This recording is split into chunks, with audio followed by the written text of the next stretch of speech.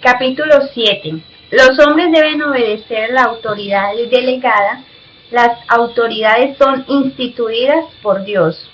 Primero, en el mundo, sométase toda persona a las autoridades superiores, porque no hay autoridad sino de parte de Dios. Romanos 13:1.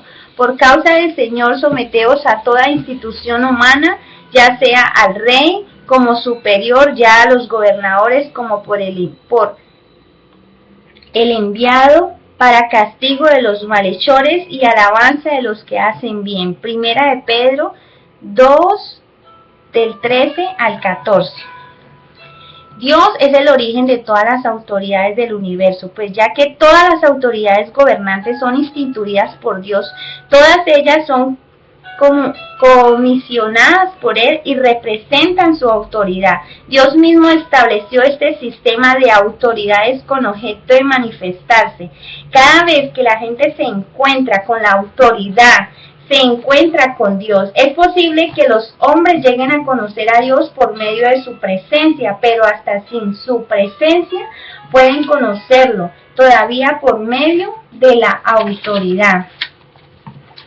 En el huerto del Edén los hombres conocieron a Dios por medio de su presencia durante su ausencia, por recordar su mandamiento. Hoy, sin embargo, son raras las veces que los hombres se encuentren directamente con Dios en este mundo. Esto, desde luego, no se aplica a los que en la iglesia viven constantemente en el Espíritu, pues ellos ven frecuentemente el rostro de Dios. Donde más se manifiesta Dios en la actualidad es en sus mandamientos. Solamente los necios, como los necios labradores de la palabra de Marcos 12:9, del 1 al 9, tienen que tener la presencia personal del propietario de la viña para obedecer, pues en el relato no son los siervos y su hijo enviados delante de él como representantes suyos. Los que han sido establecidos por Dios deben ejercer la autoridad como representantes suyos, y puesto que todas las autoridades gobernantes han sido ordenadas e instituidas por Dios, son para que se les obedezca. Si de veras quisiéramos aprender a obedecer a Dios, no tendríamos ninguna dificultad en reconocer sobre quién gravita la autoridad de Dios. Pero si solo reconocemos la autoridad directa de Dios, puede que cometamos desacato contra la mayor parte de su autoridad. ¿En cuántas vidas podemos identificar la autoridad de Dios? ¿Hay lugar para que escojamos entre la autoridad directa de Dios y su autoridad delegada? No. Debemos someternos a la autoridad delegada de Dios, así como a su autoridad directa, porque no hay autoridad sino de parte de Dios.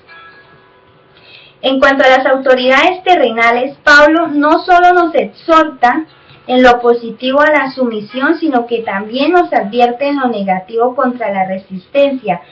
Quien resiste a las autoridades resiste el mismo mandamiento de Dios. Quien rechaza a las autoridades delegadas de Dios rechaza la misma autoridad de Dios. La autoridad, según la Biblia, se caracteriza por la singularidad de su naturaleza.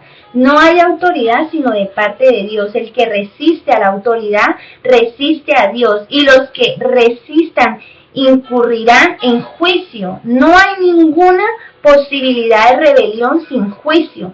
La consecuencia de resistir a la autoridad es la muerte. Así pues, el hombre no tiene alternativa en la cuestión de la autoridad. Durante el tiempo de Adán, Dios les dio a los hombres dominio sobre toda la tierra, lo que tenían que gobernar. Sin embargo, era a las criaturas vivientes. Después del diluvio, Dios le dio a Noé la potestad de gobernar al prójimo del hombre, declarando que el que derramare sangre de hombre, por el hombre su sangre será derramada. Génesis 9:6. De allí en adelante se confirmó a los hombres la autoridad de gobernar al hombre. Desde entonces siempre ha habido gobierno humano bajo cuya autoridad han sido puestos los hombres. Después de sacar a su pueblo de Egipto y llevarlo al desierto, Dios le dio los 10 mandamientos y muchas ordenanzas. Entre estas había una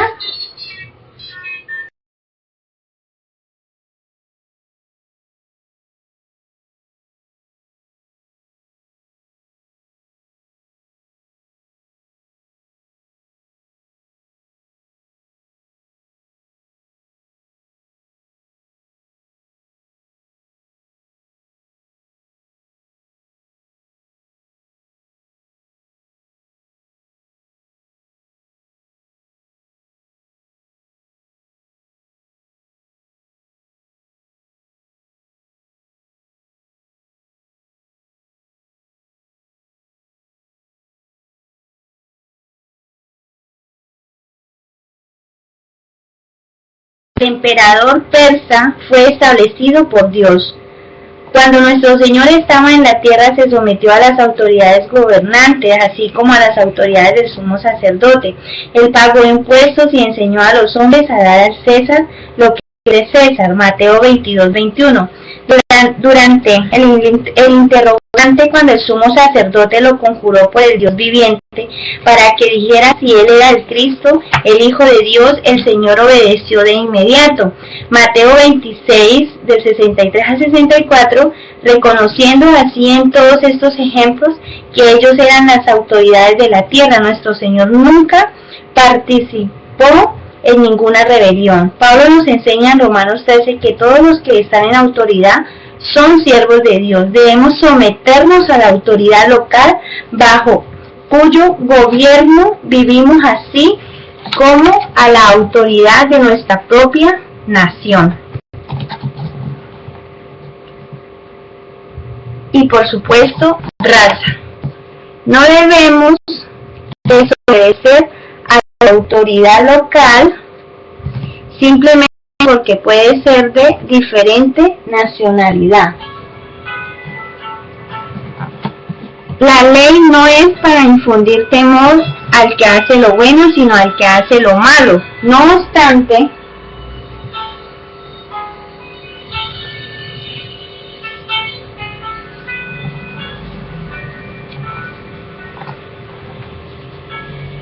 ser diferentes las leyes de cada nación, todas ellas se derivan de la ley de Dios. El principio básico de todas las leyes de Dios es castigar lo malo y recompensar lo bueno. Todas las autoridades tienen sus propias leyes. Su función consiste en mantener y ejecutar estas leyes con el fin de aprobar lo bueno y corregir lo malo. No en vano llevan la espada, a pesar del hecho de que algunas autoridades exaltan lo malo y reprimen lo bueno, tienen que recurrir a la aberración de llamar malo a lo bueno y bueno a lo malo. No se atreven a presentarse públicamente a declarar que al malo se le exalta por su maldad, mientras que al bueno se le castiga por su bondad. Hasta el presente, todas las autoridades siguen aún, al menos en principio, la regla de recompensar lo bueno y castigar lo malo. Este principio no ha cambiado, por consiguiente, la ley de Dios sigue en vigor. Llegará el día en que el hombre sin ley, que es el anticristo, estará en el poder. Él deformará entonces todo el sistema legal y abiertamente calificará lo bueno como malo y viceversa. Entonces matarán a los buenos y exaltarán a los malos. Los símbolos de la sujeción a las autoridades terrenales son 4, a saber: tributos al que se le deben tributos, impuestos al que impuestos, respeto al que respeto y honra al que honra. El cristiano obedece a la ley no solo para evitar la ira de Dios, sino también por causa de la conciencia. Su conciencia lo reprueba si es desobediente. Por eso debemos aprender a someternos a las autoridades locales. Los hijos de Dios no deben criticar o censurar desconsideradamente al gobierno, hasta la policía que vemos en la calle ha sido instituida por Dios, porque ha sido comisionada para una tarea específica. Cuando nos visitan los recaudadores de contribuciones o inspectores de los impuestos internos, ¿cuál es nuestra actitud hacia ellos? ¿Les escuchamos como autoridades delegadas de Dios? ¿Nos sometemos a ellos? Qué difícil es obedecer si no vemos la autoridad de Dios. Cuanto más tratamos de obedecer, tanto más difícil se hace. Y mayormente aquellos que, siguiendo la carne, andan en concupiscencias, inmundicia y desprecian el señorío. Atrevidos y contumaces, no temen decir mal de las potestades superiores. Segunda de Pedro 2:10. ¿Cuántos pierden su poder y su vida por la murmuración? No recibirán los hombres caer en un estado de anarquía. No tenemos por qué preocuparnos demasiado en cuanto a cómo tratará Dios con los que se hacen injustamente, aunque debiéramos orar por la disciplina de Dios en razón de la justicia. En todo caso, la insubordinación o desacato de la autoridad es rebelión para con Dios. Si somos insubordinados o rebeldes, seremos una ayuda al principio del anticristo. Preguntémonos cuánto esté en acción el misterio de la iniquidad. ¿Seremos un impedimento a una ayuda?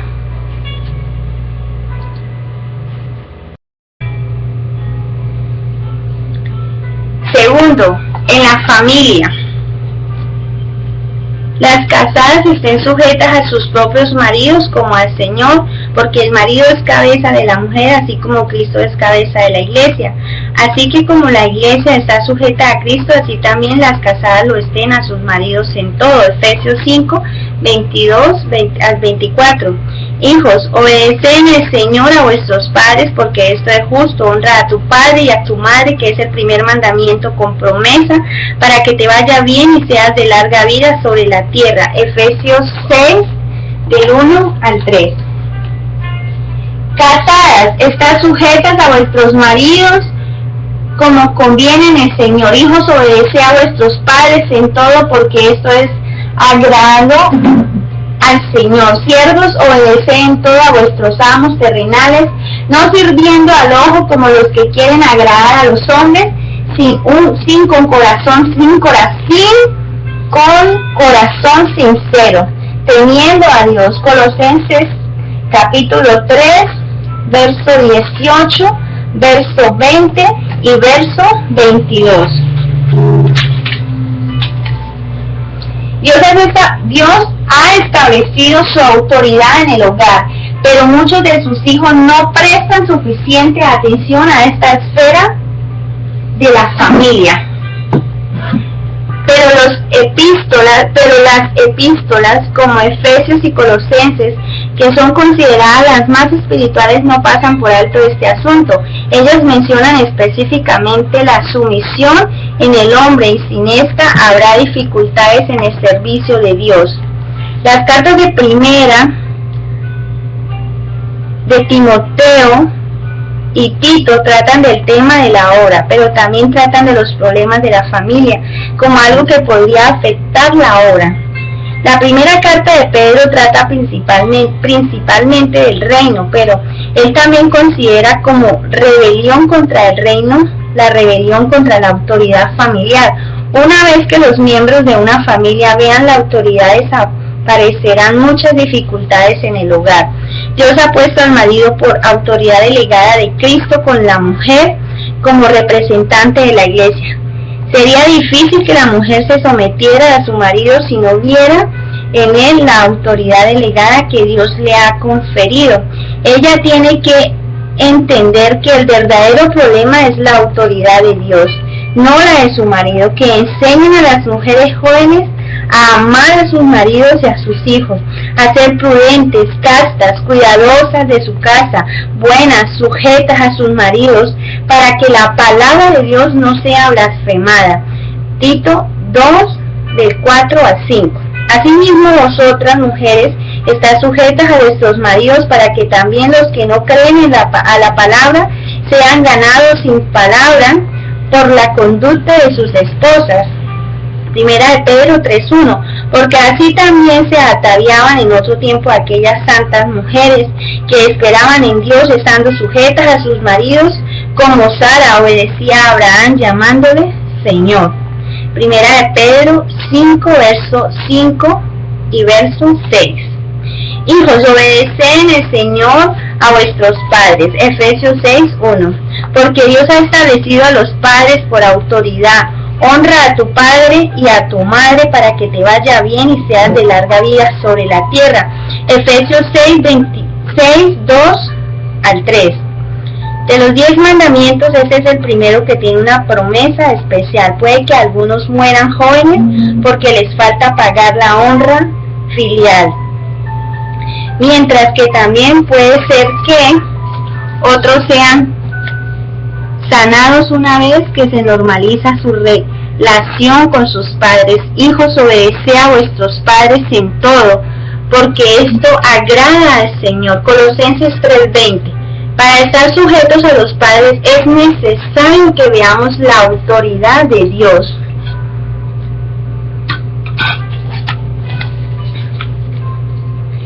Siervos, obedeced a vuestros amos terrenales con temor y temblor, con sencillez de vuestro corazón, como a Cristo, no sirviendo al ojo como los que quieren agradar a los hombres, sino como siervos de Cristo de corazón, haciendo la voluntad de Dios, sirviendo de buena voluntad como al Señor y no a los hombres. Efesios 6, 5, 7.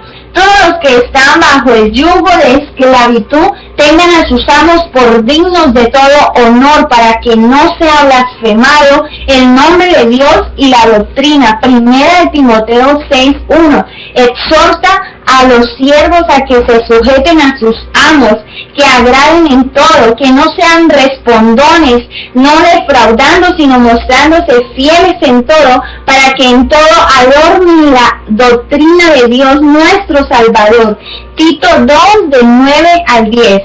Si honramos la autoridad del Señor en nuestras vidas, habrá otros que respetarán la autoridad del Señor en nosotros. Cuando Pedro y Pablo dijeron estas palabras, la esclavitud no podía ser peor en el Imperio Romano. Si la esclavitud es justa o injusta, no es problema que consideraremos ahora, pero sí necesitamos entender que Dios ordenó que los siervos obedezcan a sus amos. Tercero, en la iglesia. Os rogamos, hermanos, que conozcáis a los que trabajan entre vosotros y os presidan en el Señor y os amonestan, y que los tengáis en mucha estima y amor por causa de su obra. Tened paz entre vosotros. Primera de Tesalonicenses 5, 13, 12. Primera de Tesalonicenses capítulo 5, versos 12 y 13. Los ancianos que gobiernen bien sean tenidos por dignos de doble honor, mayormente los que trabajan en predicar y enseñar. Primera de Timoteo 5, 17. Hermanos, ya sabéis que la familia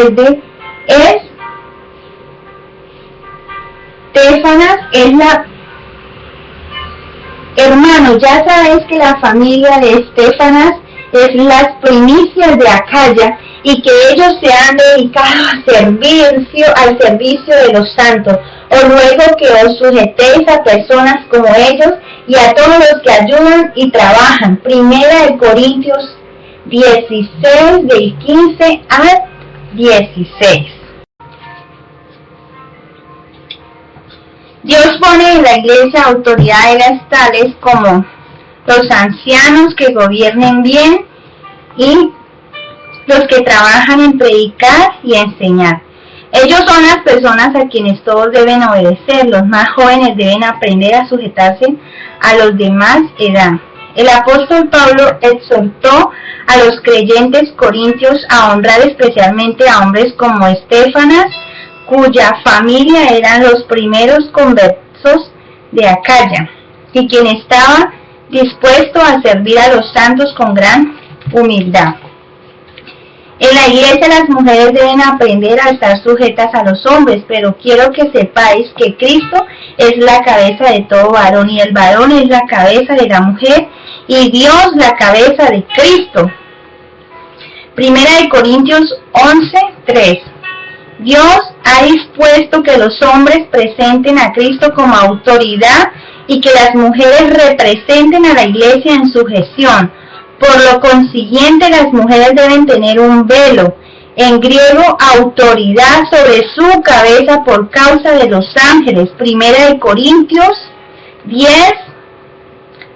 11:10, y deben además estar sujetas a sus maridos. Como en todas las iglesias de los santos, vuestras mujeres callen en las congregaciones, porque no les es permitido hablar, sino que estén sujetas como también la ley lo dice. Y si quieren aprender algo, pregunten en casa a sus maridos. Primera de Corintios 14, verso 33 al 35. Hay hermanas que preguntan, y si nuestros maridos no pueden contestar nuestras preguntas, pues Dios les dice que pregunten, así que háganlo. Al cabo de un tiempo sus maridos podrán contestarles, puesto que al preguntarles repetidas veces se verán obligados a procurar obtener los conocimientos necesarios, y así ustedes ayudarán a sus maridos como también se ayudarán a sí mismas. La mujer aprenda en silencio con toda sujeción, porque no permito a la mujer enseñar ni ejercer dominio sobre el hombre, sino estar en silencio, porque Adán fue formado primero, después Eva. Primera de Timoteo 2:11-13.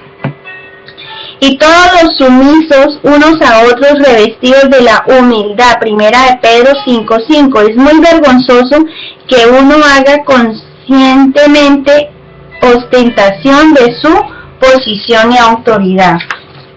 Dios también ha instituido autoridades en el mundo espiritual, y mayormente en aquellos que siguiendo la carne andan en concupiscencia e inmundicia y desprecian el señorío. Atrevidos y contumaces, no temen decir mal de las potestades superiores, mientras que los ángeles que son mayores en fuerza y en potencia no pronuncian juicio de maldición contra ellas delante del Señor. Segunda de Pedro 2:10-11. Aquí se nos refiere a un hecho muy significativo, que hay autoridades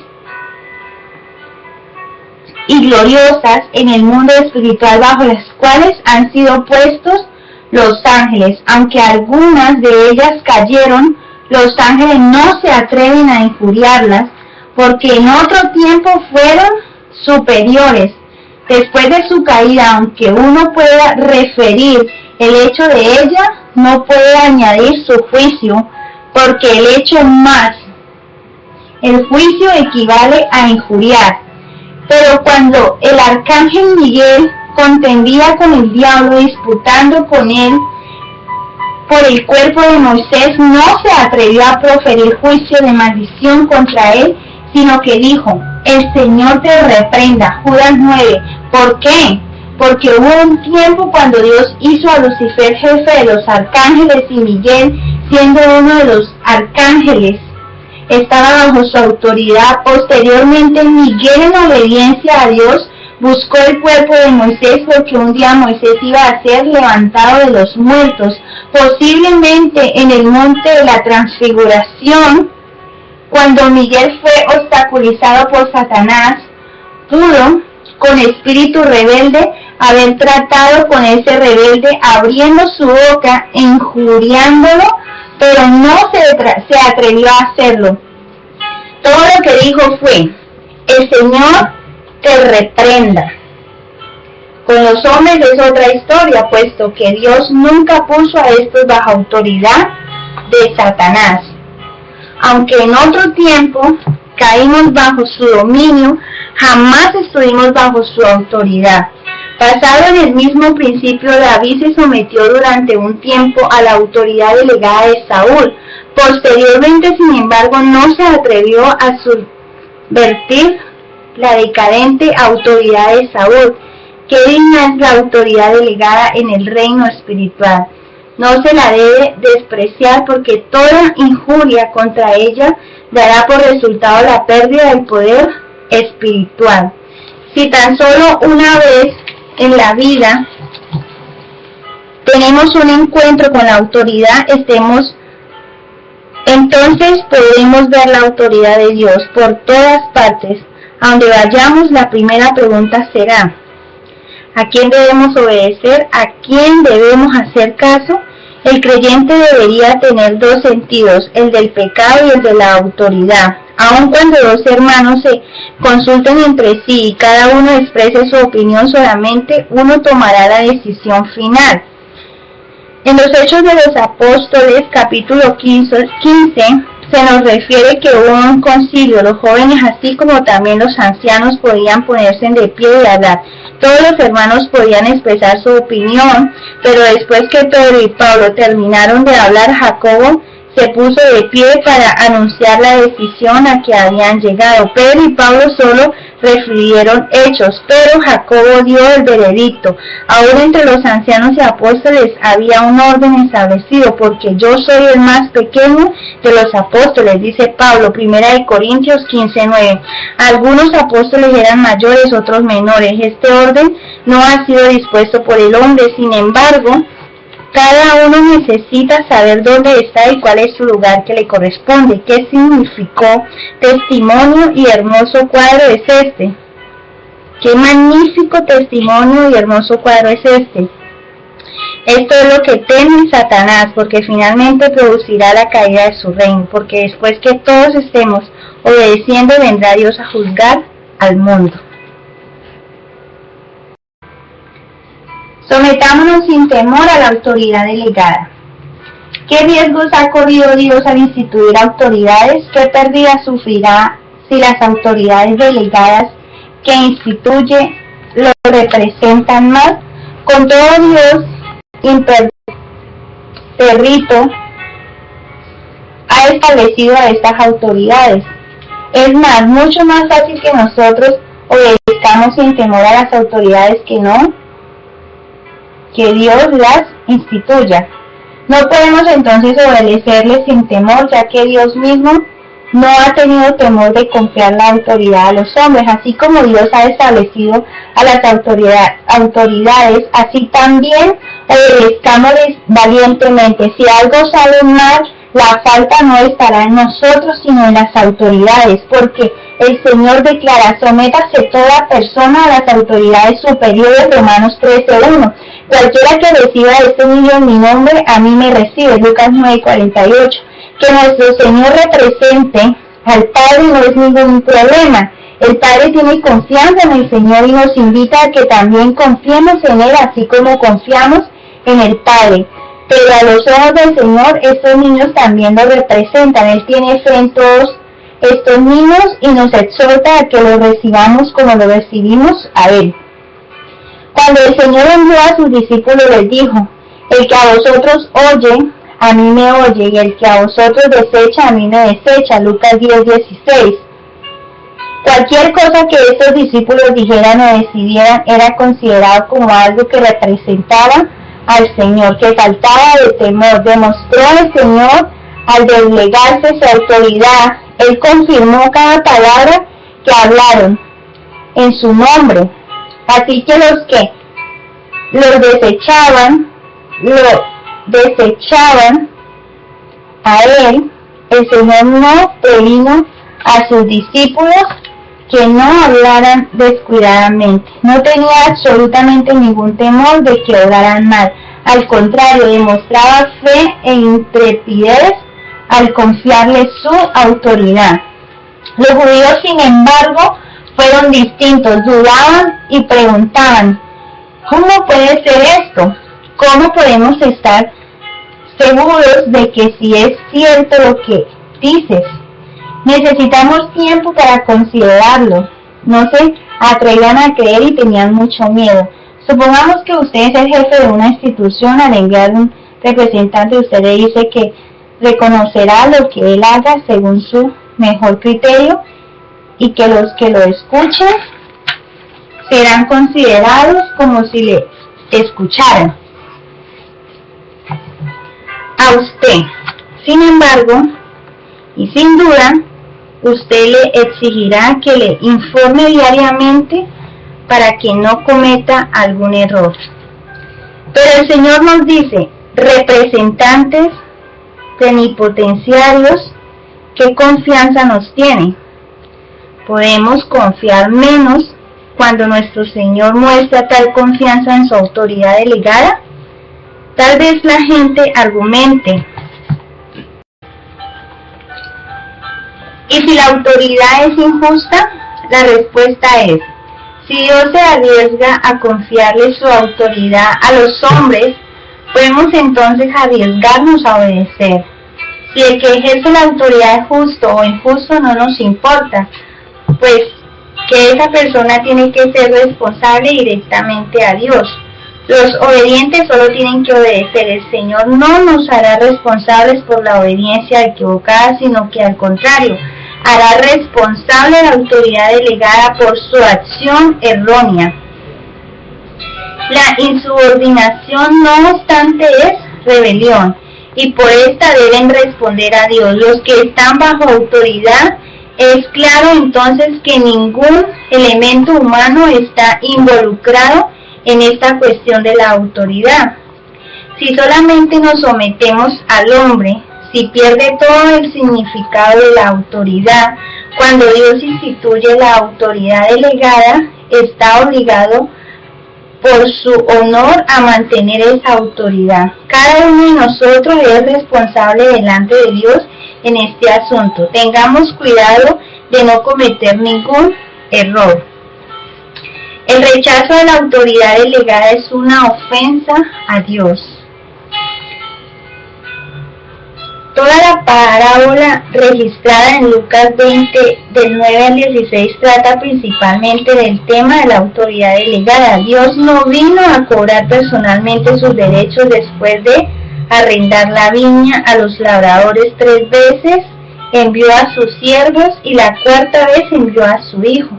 Todos estos eran delegados suyos. Él quería ver si sus inquilinos se sujetarían a sus autoridades delegadas. Pudo haber venido él mismo a cobrar el arriendo, pero en vez de eso envió delegados. A los ojos de Dios, los que rechazan a sus siervos, lo rechazan a él. Es imposible que prestemos atención a la palabra de Dios y desoigamos la de sus siervos delegados. Si nos sometemos a la autoridad de Dios, sabemos someternos también a su autoridad delegada, con excepción de Hechos 9, del verso 4 al 15, que ilustra la autoridad directa del Señor. El resto de la Biblia muestra la autoridad que Él ha delegado en los hombres. Bien, puede decirse que le ha dado casi toda su autoridad a los hombres. Con frecuencia, estos pueden creer que se están sometiendo simplemente a otros hombres, pero los que conocen la autoridad se dan cuenta de que estos otros hombres son autoridades delegadas de Dios. No se necesita humildad para ser obedientes a la autoridad directa de Dios, pero sí se requiere humildad y quebrantamiento para sujetarse a la autoridad delegada, salvo que uno deseche por completo la carne. No puede aceptar ni prestar atención a la autoridad delegada. Debemos entender que en vez de venir Él mismo, Dios envía a sus delegados a cobrar sus derechos. ¿Cuál pues debe ser nuestra actitud hacia Dios? Debemos esperar hasta que venga Dios mismo. Recordemos que cuando Él se manifieste vendrá a juzgar, no a cobrar. El Señor le mostró a Pablo cómo había dado Cosés contra el aguijón cuando le oponía resistencia. Pero una vez que Pablo vio la luz y la autoridad preguntó, ¿qué hará el Señor? Por este acto se puso bajo la autoridad directa del Señor. Sin embargo, el Señor lo transfirió inmediatamente a su autoridad delegada. Levántate y entra en la ciudad y te dirá lo que debes hacer. Hechos 9:6. De ahí en adelante Pablo reconoció la autoridad. No se consideró tan excepcional que escucharía solamente si el Señor mismo lo decía.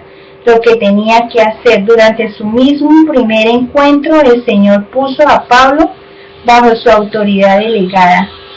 ¿Y qué sucede con nosotros? Desde que creímos en el Señor, ¿cuánto nos hemos sometido a la autoridad delegada? ¿A cuántas autoridades delegadas nos hemos sometido? En tiempos pasados Dios pasó por alto nuestras transgresiones porque éramos ignorantes, pero ahora debemos considerar seriamente las autoridades delegadas de Dios. Lo que Dios rescata no es su propia autoridad directa, sino las autoridades indirectas que Él ha establecido. Ninguno que es rebelde a las autoridades indirectas de Dios se somete a su autoridad directa. Con el fin de explicar mejor este asunto, hacemos una distinción entre autoridad directa y autoridad delegada.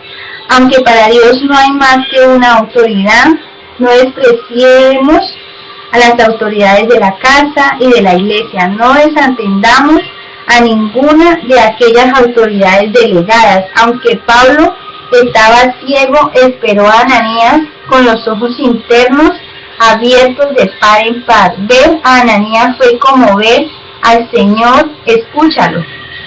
¿Cómo escuchar al Señor? La autoridad delegada es algo tan serio que si uno la ofende se enemista con Dios. Nadie puede esperar que el Señor le dé luz directamente si rehúsa recibir luz de la autoridad delegada. Pablo no argumentó, ya que Cornelio invitó a Pedro, yo invitaré a Pedro o a Jacobo. No permitiré que ese hermanito Ananías sea mi autoridad. Es imposible que desechemos la autoridad delegada y sigamos todavía sujetos directamente a Dios. Desechar a la autoridad delegada es lo mismo que desechar a Dios. Solo un necio se complace en el fracaso de la autoridad delegada, al que le disgusta el delegado de Dios. Le disgusta también Dios. Es la naturaleza rebelde del hombre la que lo hace querer obedecer a la autoridad directa de Dios sin someterse a las autoridades delegadas que Él ha establecido. Dios respeta a su autoridad delegada. El libro de Números capítulo 30 trata del voto o promesa de una mujer. Mientras estuviera en la casa de su padre durante su juventud, su voto o promesa sería obligatorio o válido tan solo si su padre no decía nada en contra. Si era casada, su voto tenía que ser aprobado o desaprobado por su marido. La autoridad directa oraría sobre lo que había aceptado la autoridad delegada o anularía lo que ésta había invalidado. Dios se complace en delegar su autoridad y también respeta a su delegado. Puesto que la mujer está bajo la autoridad de su marido, Dios prefería que ella obedeciera a la autoridad y no que mantuviera su voto. Pero si el marido erraba como autoridad delegada, Dios sin duda trataría con él, pues él la llevaría a la iniquidad a ella, a la mujer que no se la consideraba responsable. Es así como esta porción de la Escritura nos dice que no podemos eludir a la autoridad delegada para someternos a la autoridad de Dios. Habiendo delegado su autoridad en los hombres, Dios mismo no invalidará a la autoridad delegada, más bien Él está restringido por la autoridad que ha delegado. Él confirma lo que ha confirmado, la autoridad delegada y anula lo que ha anulado. Dios siempre mantiene la autoridad que ha delegado. No tenemos, por lo tanto, más alternativa que someternos a las autoridades gobernantes. Todo el Nuevo Testamento está de parte de la autoridad delegada. La única excepción se halla en Hechos 5:29, cuando Pedro y los demás apóstoles respondieron al consejo judío que les prohibió enseñar en el nombre del Señor Jesús. En esa ocasión Pedro contestó diciendo: es necesario obedecer a Dios antes que a los hombres. Esto se debió al hecho de que en este caso la autoridad delegada había violado claramente el mandamiento de Dios y además había pecado contra la persona del Señor. Una respuesta como la de Pedro solo puede darse en esa situación especial. En cualesquier otras circunstancias tenemos que someternos a las autoridades delegadas. Jamás podremos conseguir la obediencia por medio de la rebelión. Capítulo 8. La autoridad del cuerpo. Porque así como el cuerpo es uno y tiene muchos miembros, pero todos los miembros del cuerpo, siendo muchos, son uno solo cuerpo, así también Cristo, porque por un solo espíritu fuimos todos bautizados en un cuerpo, sean judíos o griegos, sean esclavos o libres, y a todos se nos dio a beber de un mismo espíritu. Además, el cuerpo no es un solo miembro, sino muchos. Si dijere al pie, porque no soy mano, no soy del cuerpo, por eso no será del cuerpo. Y si dijere la oreja, porque no soy ojo, no soy del cuerpo, por eso no será del cuerpo. Si todo el cuerpo fuese ojo, ¿dónde estaría el oído? Si todo fuese oído, ¿dónde estaría el olfato? Mas ahora Dios ha colocado los miembros, cada uno de ellos, en el cuerpo como Él quiso. Porque si todos fueran un solo miembro, ¿dónde estaría el cuerpo? Pero ahora son muchos los miembros, pero el cuerpo es uno solo. Si el ojo puede decir a la mano, no te necesito, ni tampoco la cabeza a los pies, no tengo necesidad de vosotros. Primera de Corintios 12, del 12 al 21. Por tanto, si tu hermano peca contra ti, ve y repréndele, estando tú y él solo. Si te oyere, has ganado a tu hermano, mas si no te oyere, toma aún contigo a uno o dos, para que en boca de 2 o 3 testimonios conste toda palabra. Si no lo oyere a ellos, dilo a la iglesia, y si no oyere a la iglesia, tenlo por gentil y publicano. De cierto os digo que todo lo que atéis en la tierra será atado en el cielo, y todo lo que desatéis en la tierra será desatado en el cielo. Mateo 18, del 15 al 18. La autoridad halla su más acabada expresión en el cuerpo. La manifestación más completa de la autoridad de Dios se halla en el cuerpo de Cristo, que es su iglesia. Aunque Dios ha establecido el proceder de la autoridad en este mundo, ninguna de estas relaciones, gobernantes y pueblo, padres e hijos, maridos y mujeres, amos y siervos, puede darle a la autoridad su más completa expresión.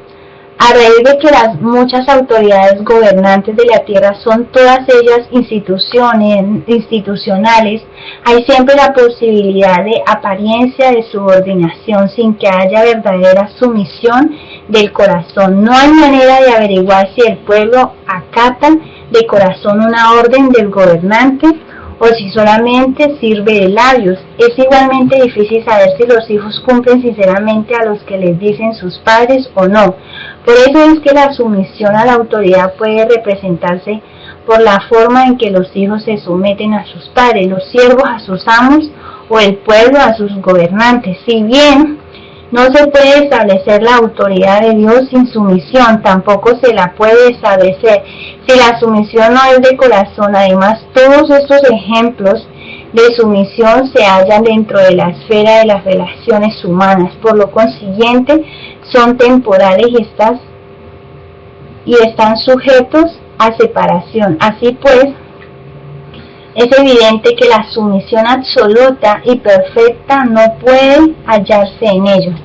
Solo la relación entre Cristo y la Iglesia puede dar plena expresión a la autoridad, así como a la obediencia. Porque Dios no llamó a la Iglesia a ser una institución. Él ordenó que fuera el cuerpo de Cristo. Con frecuencia imaginamos a la Iglesia como una agrupación de creyentes que tienen la misma fe o como una reunión de almas cariñosas, pero Dios la considera de manera diferente. Ella no solo representa la misma fe y amor unido, sino que también aún más se manifiesta como un cuerpo. La Iglesia es el cuerpo de Cristo. Mientras que Cristo es la cabeza de la Iglesia, las relaciones de padres e hijos, amos y siervos, y hasta maridos y mujeres, todas ellas pueden ser rotas, pero la cabeza física y su cuerpo son inseparables. Siempre son uno. De igual manera, Cristo y la Iglesia tampoco pueden ser separados. La autoridad y la obediencia que se hallan en ellos son de una naturaleza tan perfecta que superan a todas las otras manifestaciones de autoridad y obediencia. No obstante, el amor que los padres tienen por sus hijos son propensos a emplear más su autoridad. De igual modo, los gobernantes pueden dictar decretos injustos o los amos abusar de su autoridad. En este mundo, tanto la autoridad como la obediencia son imperfectas. Esto explica el por qué Dios desea establecer una autoridad y una obediencia perfecta en Cristo y en la Iglesia, siendo ellos la cabeza y el cuerpo respectivamente. Puede ocurrir a veces que los padres lleguen hasta a herir a sus hijos, como asimismo los maridos a sus mujeres, los amos a sus siervos y los gobernantes a su pueblo, pero ninguna cabeza le hará daño a su propio cuerpo. La autoridad de la cabeza no está sujeta al error, sino que es perfecta. De igual modo, la obediencia del cuerpo a la cabeza es perfecta. Y en cuanto a la cabeza, concibe una idea. Los dedos se mueven natural, armoniosa y silenciosamente. Es la intención de Dios que le rindamos completa obediencia. No estará satisfecho hasta que lleguemos a este mismo grado de obediencia que hay en un cuerpo para con su cabeza. Esto sobrepasa aún a los que puede representarse por la relación de maridos y mujeres, puesto que estos son entidades separadas, pero en Cristo estos dos son uno. Él es la obediencia, así como también la autoridad. Ella es una. En él esto difiere del mundo, porque en esa esfera la autoridad y la obediencia son dos cosas separadas. No así en el caso del cuerpo y la cabeza. El movimiento de aquel requiere poco esfuerzo de esta. El cuerpo se mueve gentilmente al más leve impulso de la cabeza. Esta es la clase de obediencia que satisface a Dios, no la sumisión que los hijos rinden a sus padres o las mujeres a sus maridos, sino la que el cuerpo rinde a su cabeza. Cuando opuesto es esto a la sumisión por medio de la subyugación. Cuando hayamos aprendido más acerca de la obediencia, se nos mostrará la diferencia entre el mandamiento de Dios y su voluntad. El primero es una palabra hablada por Dios, mientras que la última es una idea concebida a la mente de Dios. El mandamiento debe ser expresado, pero la voluntad puede ser táctica.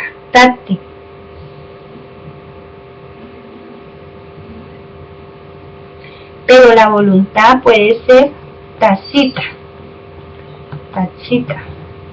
El Señor Jesús actuaba de acuerdo con la voluntad de Dios, así como con su palabra. De igual modo, orará Dios en su pueblo hasta que la relación existente entre Cristo y su Iglesia se acomoden al mismo modelo de la relación que hay entre Dios y su Cristo. Dios tiene que seguir trabajando hasta que obedezcamos a Cristo como Cristo obedece a Dios. La primera fase de la obra de Dios es hacerse la cabeza de Cristo. La segunda fase es hacer a Cristo cabeza de la iglesia. Dios obrará hasta que obedezcamos de inmediato su voluntad, aún sin necesidad de ser disciplinados por el Espíritu Santo. La tercera fase es nacer del reino de este mundo, el reino de nuestro Señor y de Cristo. La primera fase ya ha sido cumplida, la tercera está por venir aún.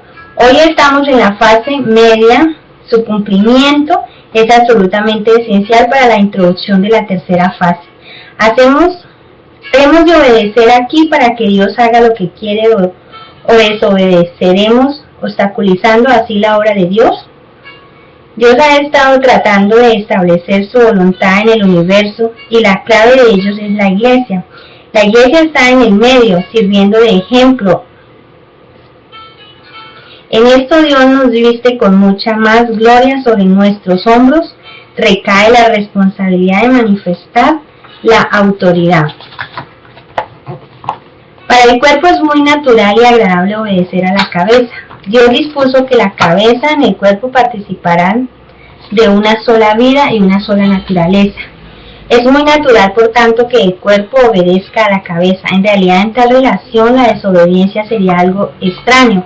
Por ejemplo, es normal que la mano se levante a la orden de la cabeza. Si la mano no respondiera, significaría que algo anda mal. De igual modo, el espíritu de vida que Dios nos dio es uno y el mismo que tiene el Señor. Así es la naturaleza de nuestra vida, igual que la naturaleza de la suya. De este modo, no hay ninguna posibilidad de discordia y desobediencia. En nuestros cuerpos físicos algunos movimientos son conscientes, mientras que otros son automáticos. Por la cabeza en el cuerpo están tan unidos que la obediencia incluye tanto lo consciente como lo automático. Por ejemplo, uno puede dar conscientemente un profundo suspiro o bien puede respirar con naturalidad sin ningún esfuerzo consciente. Nuestro corazón late automáticamente, no espera ningún orden, está en la obediencia de la vida. La cabeza solicita la obediencia del cuerpo sin ruido ni compulsión, sin conflicto y perfecta armonía. Pero hay muchos hoy que solo están dispuestos a obedecer mandamientos. Esto no es conveniente porque tras el mandamiento está la voluntad y en ella está la ley de la vida.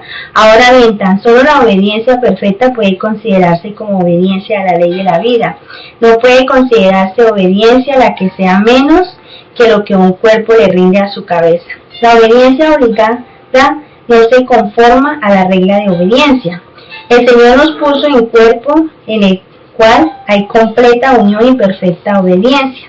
Es realmente maravilloso ver que la mente del Espíritu Santo se desarrolla en los miembros, los que ni siquiera son conscientes de ser diferentes por la indivisible de su relación y lo armonioso de su coordinación. A veces ni siquiera necesitamos pensar para coordinar las funciones de diversos miembros. En verdad, es imposible describir con palabras humanas la armonía que existe entre los miembros, pero cada uno de nosotros tenga cuidado para no ser un miembro enfermo y que produzca fricciones. Al vivir bajo la autoridad de Dios, debemos ser capaces de obedecer con toda naturalidad. En resumen, la iglesia no es tan solo un lugar para la comunión de los hermanos, sino también para la manifestación de la autoridad.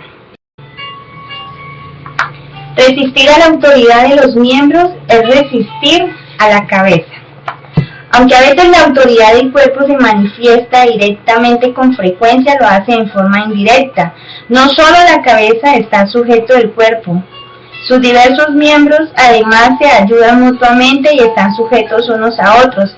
La mano derecha y la izquierda no tienen comunicación directa. Es la cabeza la que las mueve a ambas. La mano derecha no está en posición de dirigir a la izquierda y viceversa. Tampoco puede ordenar a la mano que los ojos miren, sino que simplemente notifica a la cabeza. deja que ésta dé la orden a los ojos. Por eso es que todos los diversos miembros están igualmente cerca de la cabeza. Todo lo que hace un miembro se atribuye a la cabeza. Cuando miran mis ojos, soy yo quien mira. Y así sucede también con mis pies y mis manos. Soy yo quien anda y trabaja. Por lo tanto, podemos concluir que el juicio del miembro es frecuentemente el juicio de la cabeza. La mano no puede ver por sí misma, tiene que aceptar el juicio del ojo. Para la mano es pedir mal el pedir que le permitan ver por sí misma o que la cabeza mire. Pero en este mismo aspecto donde se halla la falta común de los hijos de Dios, necesitamos reconocer en otros miembros la autoridad de la cabeza. La función de cada miembro es limitada. El ojo es para ver, la cabeza para trabajar, el pie para andar. Debemos, por lo tanto, aprender a aceptar las funciones de los otros miembros. No debemos rechazar la función de ningún miembro. Si el pie rechaza a la mano, sería lo mismo que si rechazara a la cabeza. Si aceptamos la autoridad de un miembro, es lo mismo que si aceptamos la autoridad de la cabeza. Aunque la función de la mano del cuerpo físico es extraordinaria, ella tiene que aceptar la función de los pies. Cuando hay que caminar, la mano no puede percibir el color, así que tiene que aceptar la autoridad del ojo. La función de cada miembro constituye su autoridad. La autoridad es las riquezas de Cristo. Es imposible hacer de cada miembro un cuerpo entero. Cada uno debemos aprender a estar en condiciones de ser miembros y de aceptar las operaciones de los demás miembros. Lo que otros ven y oyen es considerado como que yo veo y oigo. Aceptar las funciones de los otros miembros es aceptar las riquezas de la cabeza. Ningún miembro puede darse el lujo de ser independiente, puesto que cada uno no es más que un miembro del cuerpo. Todo lo que hacen los demás miembros se considera como la obra de todos los miembros y por lo tanto la obra del cuerpo. El problema de hoy es que la mano insiste en ver, aun después que el ojo ha visto. Todos quieren tener todo en sí mismo, rehúsan aceptar la provisión de los otros miembros. Esto crea pobreza en los miembros que actúan así. Como asimismo en la iglesia la autoridad no es más que otra manifestación de las riquezas de Cristo, solo el aceptar las funciones de otros, aceptando su autoridad, recibe uno la riqueza de todo el cuerpo. Someterse a la autoridad de otros miembros es poseer sus riquezas. La insubordinación produce pobreza. Así que si tu ojo es bueno, todo tu cuerpo estará lleno de luz. Mateo 6:22. De igual modo, si tu ojo es bueno, todo tu cuerpo oirá. Frecuentemente, pero equivocadamente, consideramos a la autoridad como algo que nos oprime, ofende y molesta. Dios nos tiene tal concepto. Él usa la autoridad para suplir lo que nos falta. Su propósito al instituirla es concedernos sus riquezas y suplir la necesidad de los débiles. Él no permitiría que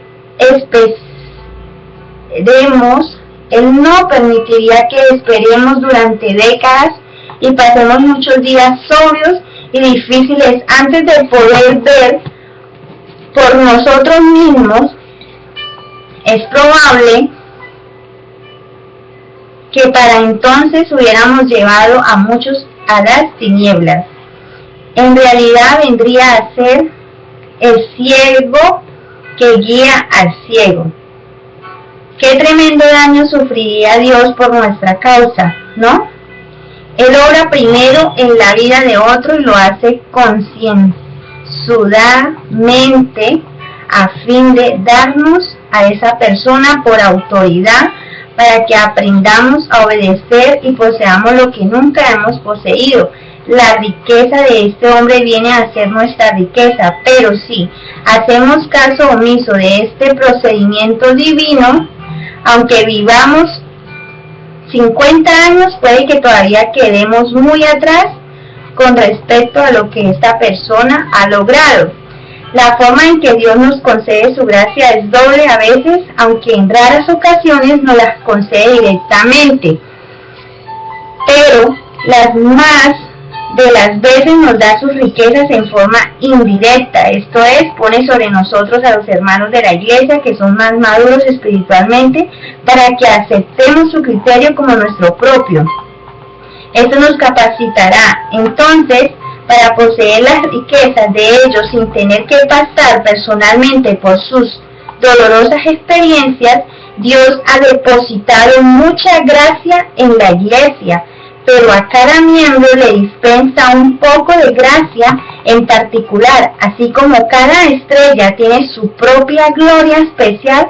Por eso es que la autoridad produce las riquezas de la iglesia. La riqueza de cada miembro es la riqueza de todos.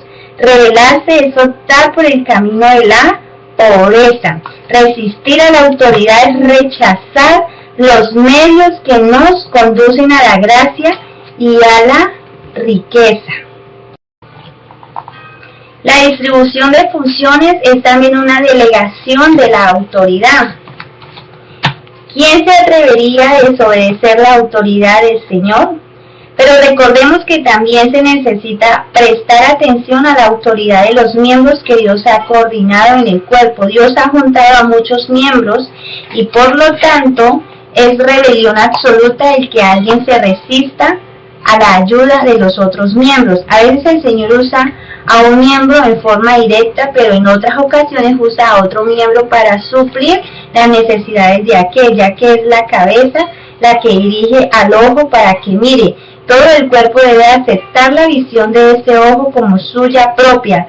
Tal distribución de la función es una delegación de la autoridad y representa también la autoridad de la cabeza. Si otros miembros presumieran de ver, serían rebeldes. Jamás seamos tan insensatos como para pensar que nosotros mismos como todopoderosos.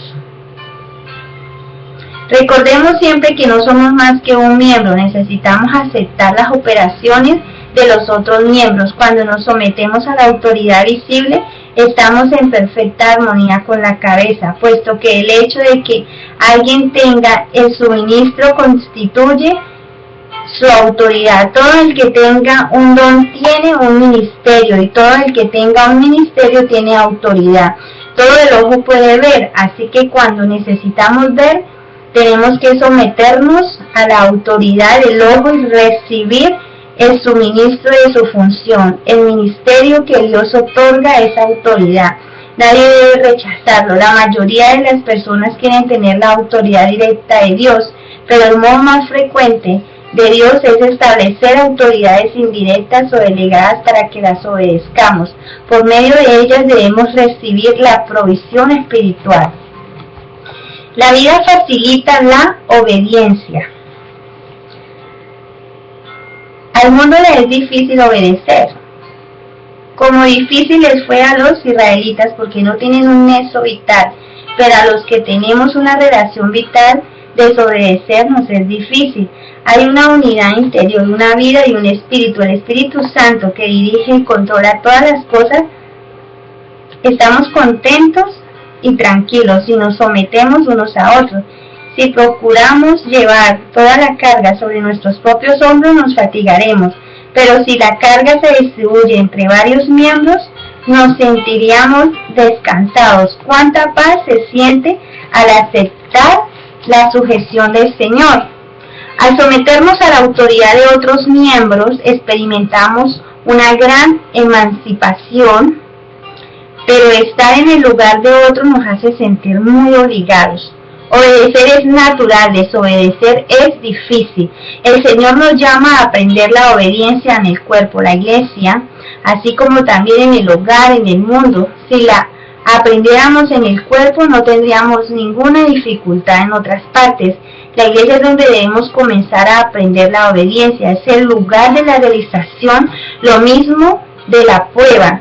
Si fracasamos aquí, fracasaremos en todas partes. Si aprendemos en la iglesia, podrán ser resueltos los problemas del reino y del mundo y del universo.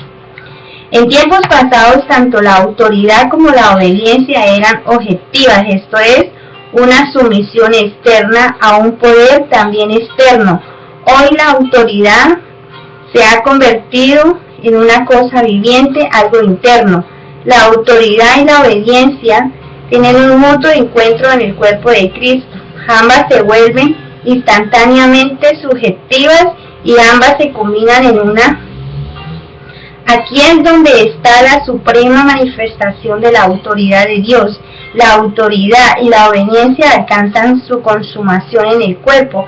Desarrollémonos aquí. De otro modo no habrá ninguna posibilidad. El lugar donde tenemos un encuentro con la autoridad está en el cuerpo, la cabeza, la fuente de la autoridad y los miembros, cada uno con su función, ministrándose unos a otros como autoridades delegadas, así como también obedeciendo a la autoridad. Están todos en la iglesia. Si no reconocemos la autoridad aquí, no hay ninguna posibilidad de que lo hagamos en otro lugar. Capítulo 9. Las manifestaciones de la rebelión del hombre. ¿En qué aspectos particulares se manifiesta con mayor evidencia la rebelión del hombre? En las palabras, en el razonamiento y en los pensamientos. A menos que haya tratos prácticos en estos aspectos, hay muy pocas esperanzas de liberación de la rebelión.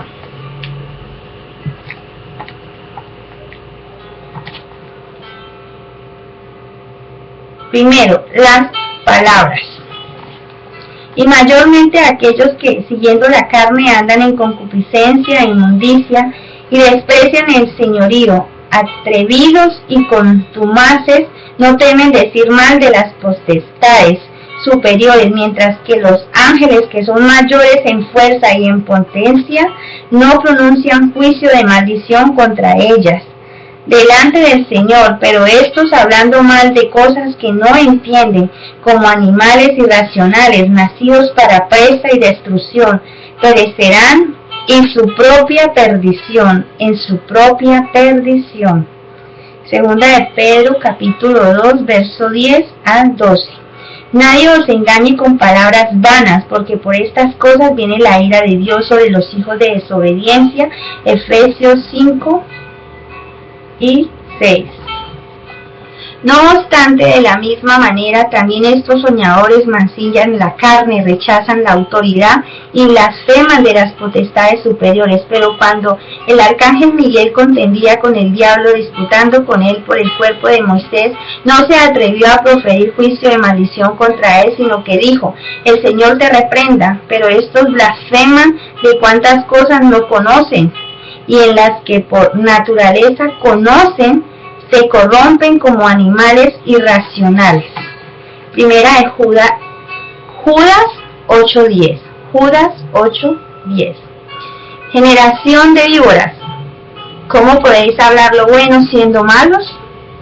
Porque la abundancia del corazón habla la boca. Mateo 12:34. Las palabras son el escape del corazón.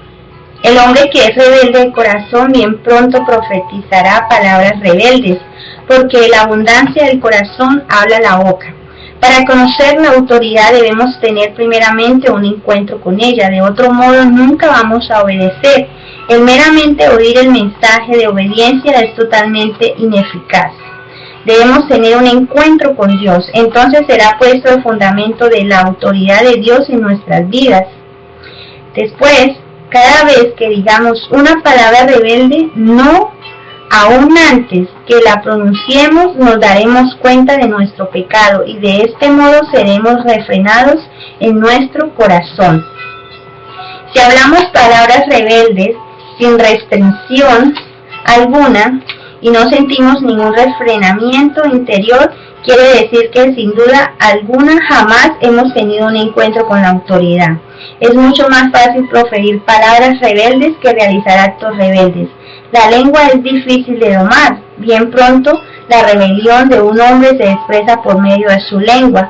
Puede que esté de acuerdo con una persona en su presencia, pero murmuraré de ella a sus espaldas. Puede que guarde silencio frente a un hombre, pero luego tenga mucho que decir en alta voz. No es difícil usar la boca en rebelión. La gente de la sociedad actual es rebelde. Solamente sirve de labios y se somete aparentemente. La iglesia debe ser diferente en ella, debe haber obediencia de corazón. Se sabe fácilmente si hay o no esta clase de obediencia en una persona, por las palabras que salen de su boca.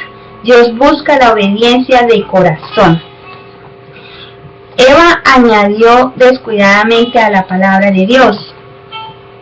Cuando Eva fue tentada, agregó las palabras ni le tocaréis a la palabra de Dios, Génesis 3:3. Entendamos lo grave que es esto. El que conoce la autoridad de Dios jamás se atreve a agregar ni una sílaba. La palabra de Dios es bastante clara. De todo árbol del huerto podrás comer, mas del árbol de la ciencia del bien y del mal no comerás. Génesis 2, del 16 al 17. Dios nunca dijo, no toquéis. Esto fue añadido por Eva. Todos los que alteran fácilmente la palabra de Dios, añadiendo o quitando evidencia que no conocen la autoridad de Dios, por eso son rebeldes e ignorantes. Supongamos que uno es enviado a cierto lugar como representante y portavoz de su gobierno. Sin duda, uno tratará arduamente de memorizar lo que le han encomendado decir. No se atrevería a añadir ninguna de sus palabras, pero aunque Eva veía a Dios todos los días, no reconocía la autoridad, así que descuidadamente añadió sus propias palabras. Quizás se imaginó que no tenían mucha importancia unas cuantas palabras más o menos. No, ni siquiera una persona terrenal que sirve a un amo terrenal se atreve a cambiar a su antojo las palabras de su amo. ¿Cómo pues osamos hacerlo los que servimos al Señor viviente? Can divulgó la falta de su padre. Veamos lo que hizo Can cuando vio la desnudez de su padre. Salió a contárselo a sus hermanos Sem y Jafé. El que es insubordinado en su corazón siempre espera que caiga la autoridad. Por eso Can logró la oportunidad de revelar la falta de su padre. Al hacerlo probó plenamente que de ningún modo estaba sujeto a la autoridad de su padre. De ordinario se sometía aparentemente a su padre, pero esta sumisión era sin entusiasmo. Ahora, sin embargo, había descubierto la debilidad de su padre, así que aprovechó la oportunidad de contárselo a sus hermanos. Hoy día muchos hermanos, debido a la falta de amor, se gozan en criticar a la gente y se complacen grandemente en revelar las faltas de otros. Can no tenía amor ni sumisión. Él es una manifestación de la rebelión. María y Aarón denigraron a Moisés. El capítulo 12 del libro de Números registra cómo María y Aarón hablaron contra Moisés y mezclaron los asuntos familiares con otra obra. Moisés ocupaba una posición exclusiva en el llamamiento de Dios. María y Aarón eran simples subalternos. Este era el orden de Dios. Sin embargo, estos dos se rebelaron contra este orden y expresaron su sentir hablando contra Moisés. No conocían la autoridad, ya que el conocimiento de ella sella las bocas y resuelve muchos problemas. Las dificultades naturales se resuelven en cuanto se enfrentan con la autoridad. María simplemente dijo: ¿solamente por Moisés ha hablado Jehová? ¿No ha hablado también por nosotros? Versículo 2. Al parecer no dijo mucho, pero Dios notó que esto era denigrante. Probablemente tenía aún muchas más palabras que decir, pero se las había guardado como un témpano muestra solamente 1/10 de su masa sobre la superficie, mientras los otros 9/10 permanecen ocultos en el agua. Por ligeras que sean las palabras de una persona, si tienen un espíritu rebelde, Dios lo descubrirá de inmediato. Generalmente la rebelión se manifiesta en palabras. No importa si estas palabras son ligeras o serias, ello es rebelión. Core y su séquito atacaron a Moisés. En el capítulo 16 de Números se nos refiere que Core y su séquito, con 250 dirigentes de la congregación, se juntaron contra Moisés. Lo atacaron con palabras, dijeron todo lo que tenían en sus corazones, se quejaron de Moisés. Aunque María habló contra él, se midió en sus palabras, así que pudo ser restaurada. Pero Core y su séquito, como un torrente incontrolable, desecharon toda moderación.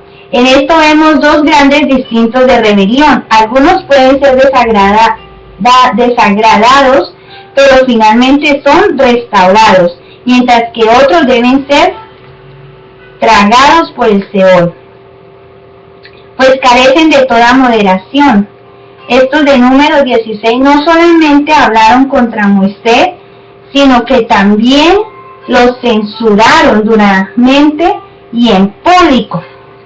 La situación fue tan crítica que Moisés no pudo hacer otra cosa que postrarse en tierra. Qué grave fue la acusación de ellos. Le dijeron a Moisés: basta ya de vosotros. ¿Por qué pues os levantáis vosotros sobre la congregación de Jehová? Versículo 3. Era como si dijeran: reconocemos que Dios está en medio de la congregación, porque la congregación es santa, pero no reconocemos tu autoridad porque eres un usurpador. De este ejemplo aprendemos que todos los que escuchan a la autoridad directa de Dios, pero desechan a la autoridad delegada, están bajo el principio de la rebelión. Si fuéramos sumisos a la autoridad, seguramente refrenaríamos la lengua y no nos atreveríamos a hablar con tanta libertad. Cuando Pablo era juzgado por el concilio, le habló como profeta al sumo sacerdote diciendo: Dios te golpeará a ti, pared blanqueada. Hechos 23, 3. Pero también era judío, así que en cuanto le dijeron que Ananías era el sumo sacerdote, se dio vuelta y dijo: no sabía, hermanos, que era el sumo sacerdote, pues escrito está: no maldecirás a un príncipe de tu pueblo. Versículo 5. Cuánto cuidado tenía con sus palabras y con qué estrictez refrenaba su lengua. La rebelión está ligada a la complacencia carnal. El apóstol Pablo mencionó a los que desprecian la autoridad, luego de hablar de los que se complacen en la concupiscencia de las bajas pasiones. El síntoma de los que desprecian la autoridad se manifiesta al hablar en contra de alguien, esto es, al proferir palabras rebeldes. Los semejantes atraen a los semejantes. Una persona se juntará naturalmente con los que le tienen afecto y se comunicará con quienes tiene afinidad. Los rebeldes y los carnales andan juntos. Dios los considera iguales. Los rebeldes y los carnales son tan malos y obstinados que no temen injuriar a los seres gloriosos. Los que conocen a Dios temblarían al hacerlo. Es concupiscencia de la boca hablar palabras injuriosas, y si conociéramos a Dios nos arrepentiríamos y aborreceríamos, porque sabríamos cuánto la odia a Él. Los ángeles estuvieron en otro tiempo bajo la jurisdicción de estos seres gloriosos, por eso no se atrevieron a pronunciar juicio de maldición sobre estos delante del Señor. Tuvieron cuidado de no albergar una actitud rebelde al tratar con los espíritus que no habían permanecido en su estado anterior. Por lo mismo, no debemos injuriar a otros, hablando contra ellos delante de Dios, ni siquiera en nuestras oraciones. David mismo probó que era uno que mantenía su posición al reconocer que Saúl era el ungido del Señor. El poder de Satanás lo establecen los que no guardan su dignidad, mientras que los ángeles son los que sí guardan su dignidad. Pedro usa a los ángeles para ilustrar este principio de mantenerse en su lugar con el fin de que tengamos más cuidado al respecto. Hay dos cosas que hacen que los cristianos pierdan su poder. Una, el pecado. Dos, el hablar mal de la autoridad. Cada vez que uno habla abiertamente contra otro, ello significa una pérdida de poder. La pérdida de poder es mayor cuando la desobediencia se expresa con palabras que cuando se la esconde en el corazón. El efecto de las palabras sobre el poder excede en gran medida a lo que comúnmente creemos. Es verdad que a los ojos de Dios el pensamiento es considerado como igual al hecho.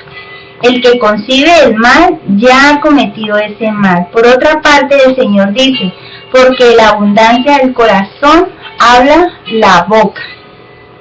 Mas yo os digo que de toda palabra ociosa que hablen los hombres, de ellas darán cuenta en el día del juicio.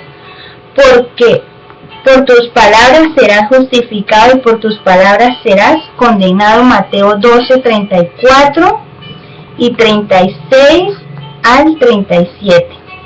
Esto indica que hay una diferencia entre las palabras y el pensamiento. Este puede encubrirse todavía, pero una vez que se habla la palabra, todo se revela. Los creyentes en el día de hoy pierden su poder tanto por sus palabras como por sus hechos. En realidad pierden más poder por sus palabras. Todos los rebeldes tienen problemas con lo que hablan.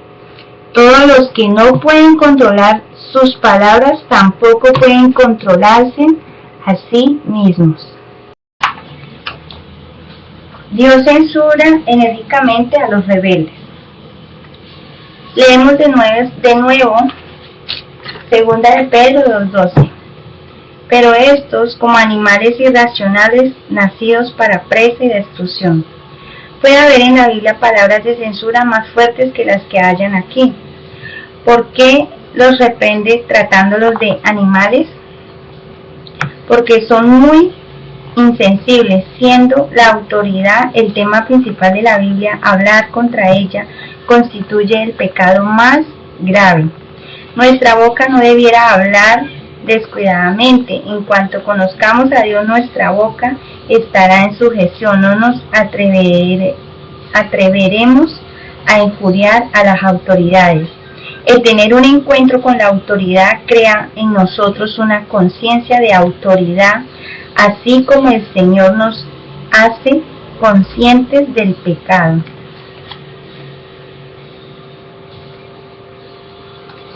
Las dificultades de la iglesia se derivan frecuentemente de las palabras difamatorias.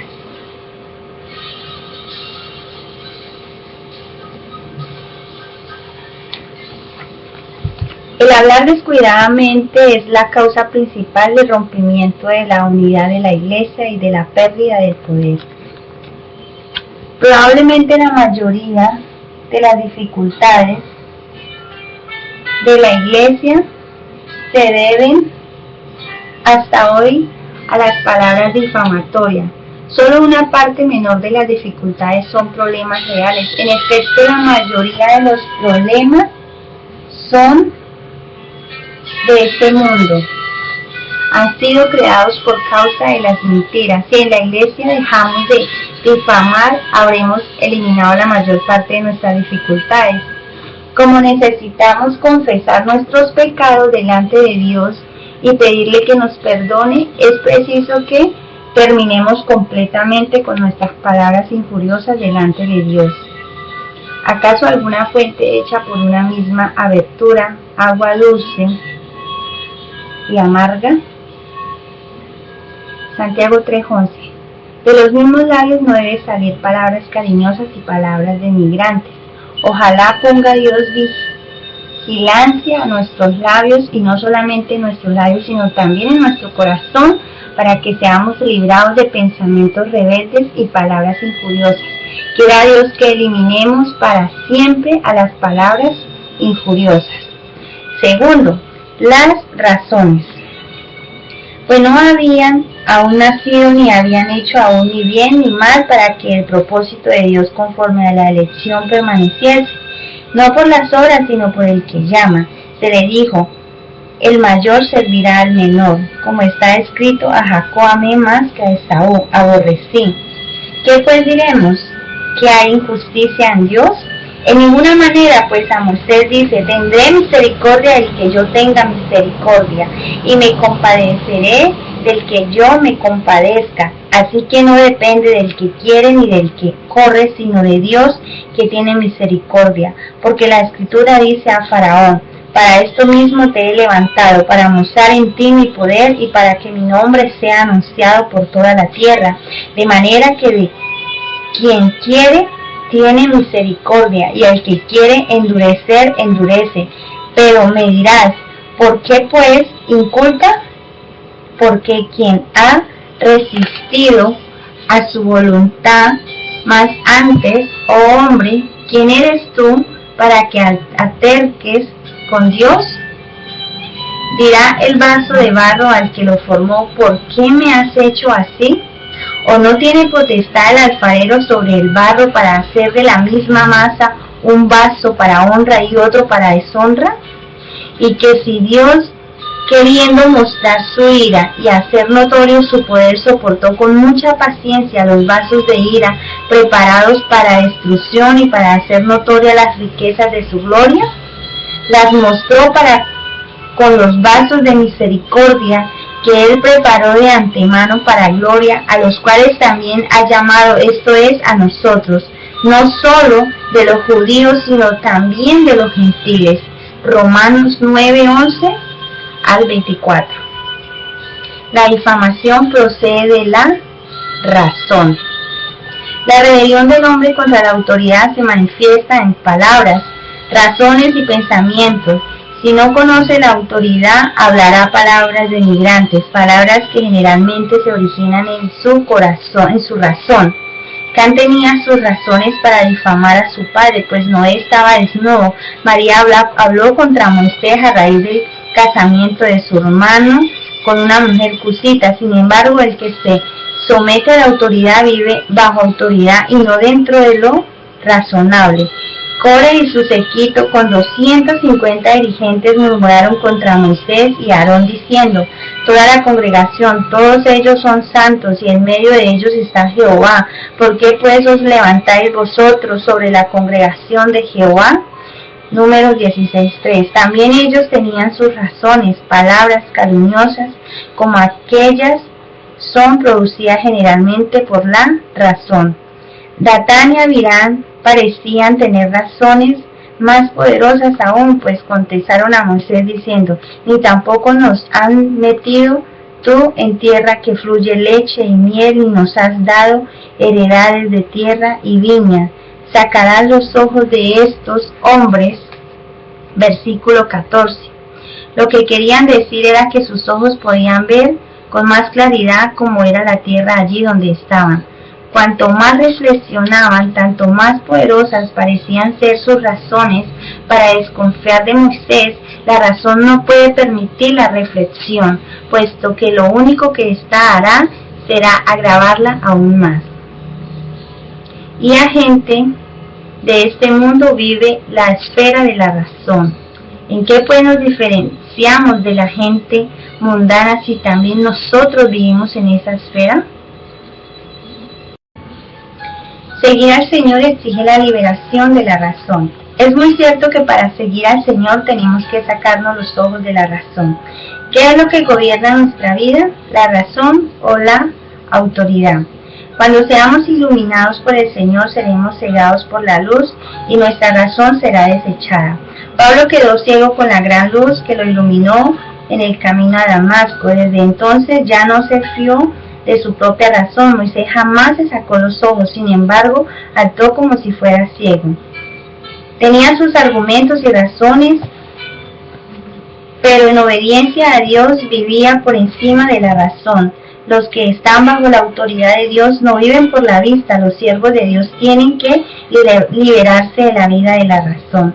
La razón es la primera causa de la rebelión. Por eso es que no podemos controlar nuestras palabras a menos que primero tratemos detalladamente con nuestra razón, salvo que el Señor nos libró de la esclavitud de la razón. Tarde o temprano diremos palabras denigrantes.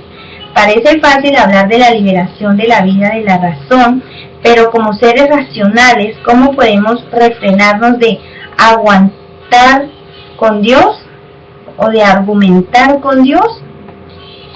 Ello parece sumamente difícil. Razonamos desde la niñez hasta la edad adulta, desde nuestro estado de incrédulos hasta ahora. El principio básico de nuestra vida es el razonamiento. ¿Cómo pues podemos dejar de razonar? Dejar de hacerlo requiere literalmente la vida misma de nuestra carne. Es por eso que hay dos clases de creyentes: los que viven en la esfera de la razón y los que viven en la de la autoridad. Preguntémonos, ¿dónde vivimos hoy?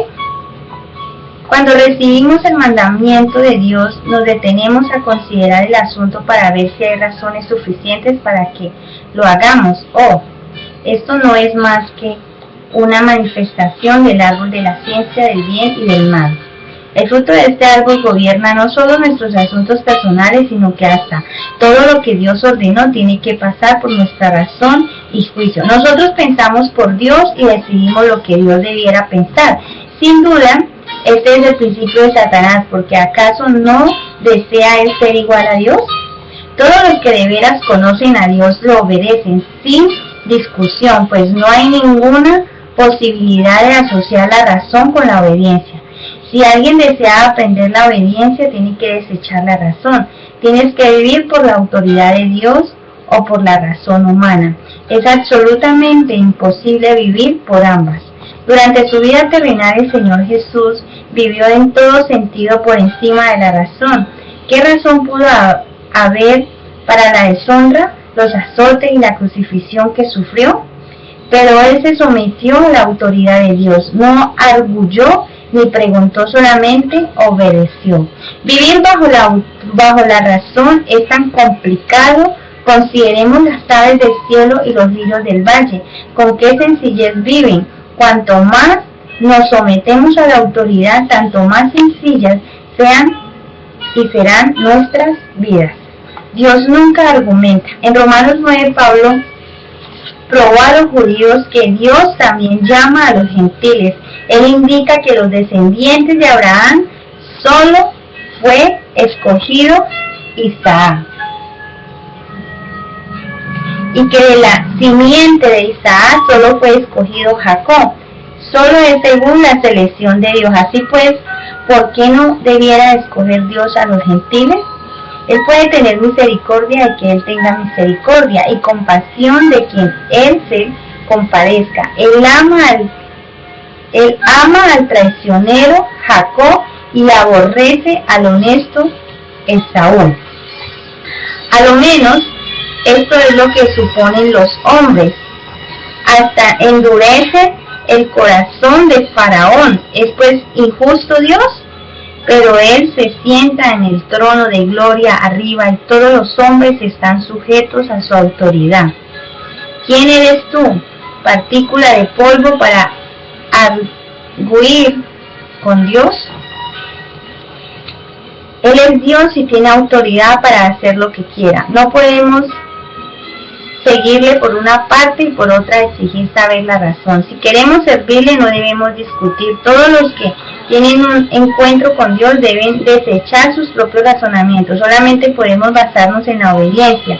No nos entremetamos con nuestros argumentos tratando de ser consejeros de Dios. Escuchemos lo que Dios afirma.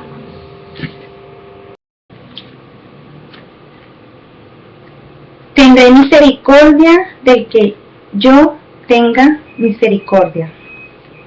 Cuán preciosa es la palabra. Tendré. Adoraremos a Dios.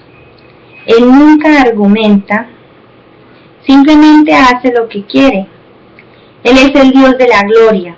Asimismo Pablo declara, así que no depende del que quiere ni del que corre, sino de Dios que tiene misericordia.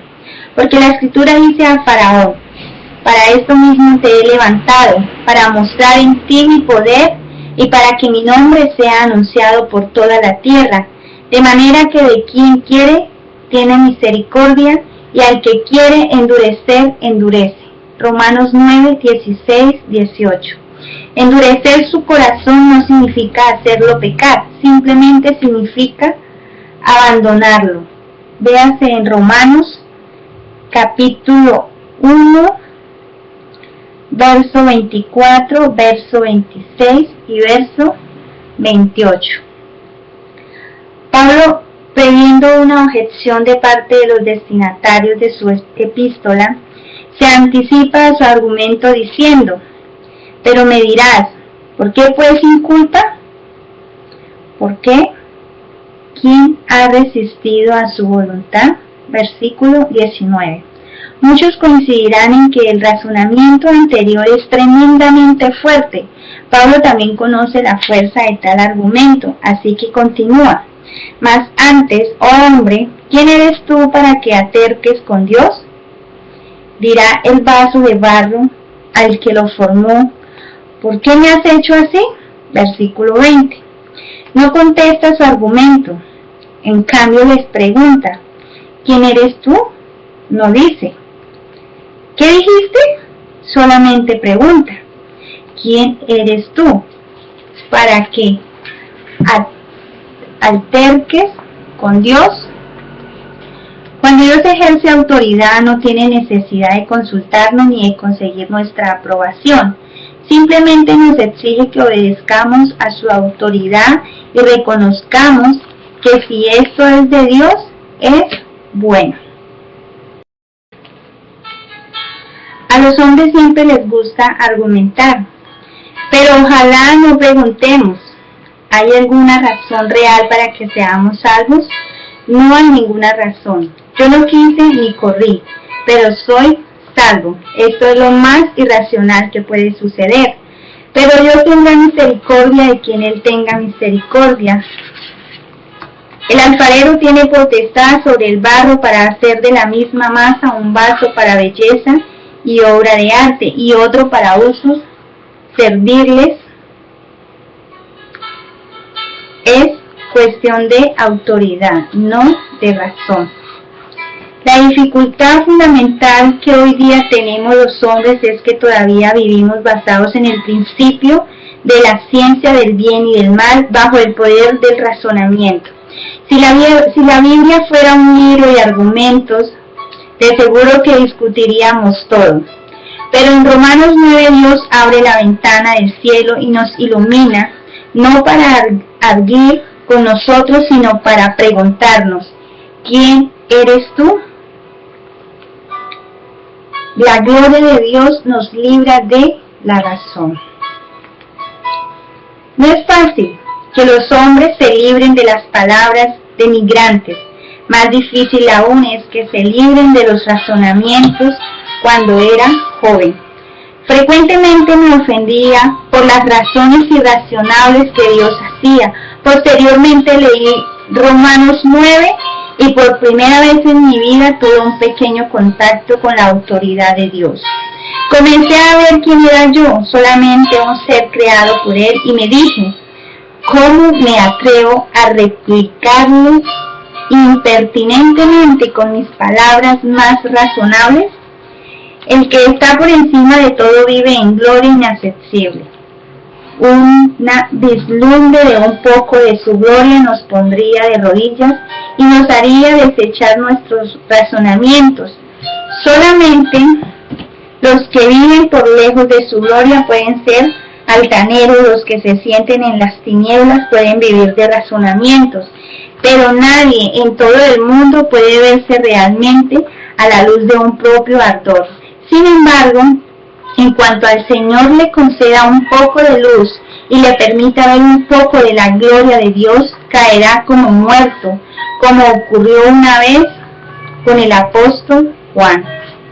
Que Dios tenga misericordia de nosotros para que de una vez por todas entendamos cuán miserables y ruines somos. Entonces no osaremos contestar impertinentemente a Dios. A la reina del sur se le mostró un poco de la gloria de Salomón y se quedó asombrada. Aquí hay uno mayor que Salomón. ¿Qué importa mi débil razón? Desde que Adán pecó, tomando del fruto del árbol de la ciencia del bien y del mal, la razón ha llegado a ser el principio vital del hombre. Solo después que nos manifiesta la gloria del Señor, vinimos a darnos cuenta de que no somos más que perros muertos y masas de barro. Todos nuestros argumentos se desvanecen a la luz de su gloria. Cuando más vive una persona en la gloria, tanto menos raciocina. Si alguien discute mucho, podemos saber que jamás ha visto la gloria. Durante estos años empiezo a aprender que frecuentemente Dios actúa sin razón, aun cuando no entiendo lo que Él hace. Todavía aprendo a adorarlo, porque no soy más que un siervo. Si hubiera entendido todos sus caminos, yo mismo me habría sentado en el trono, pero una vez que veo que Él está muy arriba de mí, que solo Él es Dios en lo alto, me postro en polvo y cenizas, desapareciendo todos mis razonamientos. De aquí en adelante solo la autoridad es real para mí. La razón, el bien y el mal ya no gobiernan mi vida. El que conoce a Dios se conoce a sí mismo y por lo tanto es librado de la razón. La manera de conocer a Dios es por medio de la obediencia. Ninguno de los que aún viven en sus razonamientos lo han conocido.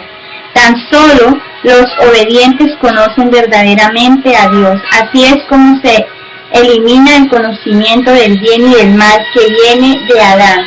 De ahí en adelante nos es relativamente fácil obedecer. Yo, Jehová vuestro Dios, esta es la razón.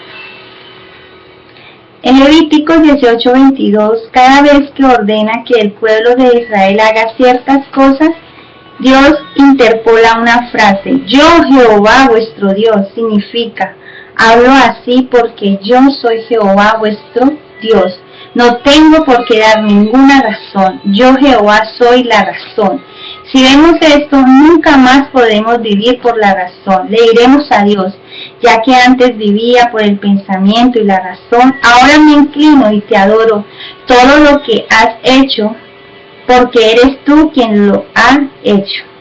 Es suficiente para mí. Después de caer en el camino a Damasco, Pablo desechó todos sus razonamientos. La pregunta que hizo fue, ¿qué haré, Señor? De inmediato se somete al Señor. Nadie que conozca a Dios discutirá, porque la luz juzga y desecha a la razón. El discutir con Dios implica que Él tiene que obtener nuestro consentimiento para todo lo que hace. Este es el disparate más grande. Cuando Dios actúa, no tiene ninguna obligación de decirnos la razón, porque sus caminos son más altos que los nuestros. Si bajamos a Dios con razonamiento, lo perderemos, porque lo haremos uno de los nuestros. En los razonamientos no tendremos adoración. En cuanto falta la obediencia, se pierde la adoración. Al juzgar a Dios con nuestra razón, nos constituimos a nosotros mismos en dioses ¿Dónde pues está la diferencia entre el alfarero y el barro? ¿Tiene el alfarero que pedir el conocimiento del barro para hacer su trabajo? Ojalá que la gloriosa aparición del Señor ponga fin a todos nuestros razonamientos. Capítulo 10. Las manifestaciones de la rebelión del hombre. Los pensamientos. Porque las armas de nuestra milicia no son carnales, sino poderosas en Dios para la destrucción de fortalezas, derribando argumentos y toda altivez que se levanta contra el conocimiento de Dios, y llevando cautivo todo pensamiento a la obediencia a Cristo, y estando prontos para castigar toda desobediencia cuando vuestra obediencia sea perfecta. 2 Corintios 10, del 4 al 6. El nexo entre la razón y el pensamiento. El hombre manifiesta su rebelión no solo en la palabra y la razón, sino también en el pensamiento. Las palabras rebeldes provienen del razonamiento rebelde, y el razonamiento, a su vez, se origina en el pensamiento. Por eso el pensamiento es el actor dominante de la rebelión. 2 Corintios 10, del 4 al 6, es uno de los pasajes más importantes de la Biblia, porque en esos versículos se señala especialmente el aspecto particular del hombre en donde se requiere la obediencia a Cristo. El versículo 5 dice: llevando cautivo todo pensamiento a la obediencia a Cristo. Esto indica que la rebelión del hombre se halla fundamentalmente en su pensamiento. Pablo indica que debemos destruir argumentos y toda altivez que se levanta contra el conocimiento de Dios. Al hombre le gusta construir argumentos como fortalezas alrededor de su pensamiento. Sin embargo, es preciso destruir estos argumentos y llevar cautivo el pensamiento. Los argumentos deben ser desechados, pero el pensamiento devuelto. En la guerra espiritual es preciso tomar por asalto las fortalezas antes de poder llevar cautivo el pensamiento. Si no se desechan los argumentos, no hay ninguna posibilidad de llevar el pensamiento al hombre a la obediencia a Cristo. La palabra altivez del versículo 5 es edificio alto en el original. Desde el punto de vista de Dios, el razonamiento humano es como un rascacielos que obstruye el conocimiento de Dios. En cuanto un hombre comienza a argumentar su pensamiento, queda sitiado, o sea, rodeado, y por lo tanto no es libre de obedecer a Dios, puesto que la obediencia es asunto del pensamiento. La razón manifestada exteriormente se convierte en palabras, pero cuando los razonamientos se ocultan adentro, sitian, o sea, rodean el pensamiento y lo dejan incapacitado para obedecer. El hábito de razonar del hombre es tan grave que no puede ser destruido sin batalla. Con todo, Pablo no usa la razón para luchar contra la razón. La inclinación mental a argumentar debe ser enfrentada con armas espirituales, es decir, con el poder de Dios. Es Dios quien combate contra nosotros porque nos hemos convertido en sus enemigos. Nuestro hábito mental de razonar es algo que heredamos del árbol de la ciencia del bien y del mal, pero que pocos son los que se dan cuenta de cuánta dificultad les ocasionan estas mentes a nuestro Dios. Satanás emplea toda clase de argumentos para esclavizarnos, a fin de que en vez de dejarnos aprender por Dios, nos convertimos en enemigos de Dios.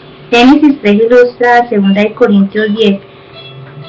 Satanás discutió con Eva y ella, al ver que el árbol era bueno para comer, respondió con un argumento. No escuchó a Dios, porque tenía sus razones. Cuando prevalece la razón, el pensamiento del hombre cae en una trampa. La razón y el pensamiento están estrechamente unidos. La primera tiende a capturar al segundo, y una vez que el pensamiento es capturado, el hombre se siente incapaz de obedecer a Cristo. Por lo tanto, si de veras queremos obedecer a Dios, tenemos que saber cómo la autoridad de Dios destruye a las capturando de nuevo la mente cautiva. En el Nuevo Testamento griego la palabra noema, plural, noemata, se usa 6 veces. La encontramos en Filipenses 4:7, en 2 de Corintios 2:11, capítulo 3 de 1 Corintios, verso 14, capítulo 4, capítulo 10:5 y capítulo 11:3. Se le ha traducido al castellano por pensamiento o pensamiento, significando el ardid. Y los ardiles de la mente es la facultad, el ardid su acción, el producto de la mente humana por la facultad de la mente. El hombre piensa y decide libremente y esto representa al hombre mismo. Así que si uno quiere preservar su libertad, tiene que decir que todos sus pensamientos son buenos y correctos. No se atreve a exponerlos a la interferencia y por tanto tiene que rodearlos de muchos razonamientos. Por eso es que los hombres no creen en el Señor con mucha frecuencia. Están aprisionados en la fortaleza de un razonamiento u otro. Un incrédulo puede decir: esperaré hasta que sea bien viejo.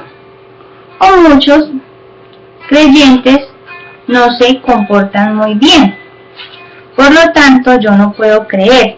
O bien, todavía no, esperaré hasta que mueran mis padres. De igual modo, hay razones que los creyentes pueden dar para no amar al Señor.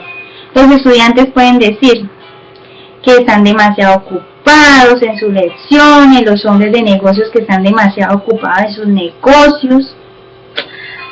A los indispuestos les parece que su salud física está demasiado mal. Y así sucesivamente, a menos que Dios destruya esas fortalezas, los hombres jamás serán libertados. ¿Por qué? Satanás los aprisiona por medio de las fortalezas de los razonamientos. La mayoría de los hombres están detrás de tantas líneas defensivas que son incapaces de abrirse paso hacia la libertad. Solamente la autoridad de Dios puede llevar cautivo todo pensamiento a la obediencia a Cristo. Para conocer la autoridad es preciso destruir primero los razonamientos del hombre. Solo cuando éste comience a ver que Dios es Dios, como se afirma en Romanos 9, serán destruidos sus argumentos. Y una vez que sean destruidas las fortalezas de Satanás, no quedará ningún argumento más y los pensamientos del hombre podrán ser llevados cautivos para obedecer a Cristo. Solo después que podemos notar si alguien ha tenido o no un encuentro con la autoridad, observando si se ha tratado debidamente con sus palabras, razonamientos y pensamientos. Una vez que uno tiene un encuentro con la autoridad de Dios, su lengua no se atreve a moverse libremente. Y sus razonamientos, y más que eso sus pensamientos, ya no pueden expresar libremente. De ordinario, el hombre tiene numerosos pensamientos, todos fortificados con muchos razonamientos, pero vendrá un día cuando la autoridad de Dios destruirá todas las fortalezas de los razonamientos que ha erigido Satanás y volverá a capturar los pensamientos del hombre para hacerlo un esclavo voluntario de Dios, después de lo cual ya no pensará independientemente de Cristo, le será enteramente obediente. Esto es liberación completa. El que no ha tenido un encuentro con la autoridad frecuentemente aspira a ser consejero de Dios. Tal persona no tiene sus pensamientos capturados otra vez por Dios. A donde vaya, su primer pensamiento consiste en cómo mejorar su situación. Allí sus pensamientos nunca han sido disciplinados. Por eso sus razonamientos son tantos y tan seguidos. Tenemos que dejar que el Señor haga una serie de operaciones quirúrgicas en nosotros para cortar hasta lo más recóndito de nuestros pensamientos, hasta que todos ellos sean llevados cautivos por Dios. Después de esto reconoceremos la autoridad de Dios y no nos atreveremos a razonar ni a aconsejar libremente. El ser humano actúa como si en el universo hubiera dos personas que son omniscientes, Dios y él mismo. Es un consejero que sabe que todo. Tal actitud indica claramente que todavía sus pensamientos tienen que volver a ser capturados, que no saben nada de la autoridad.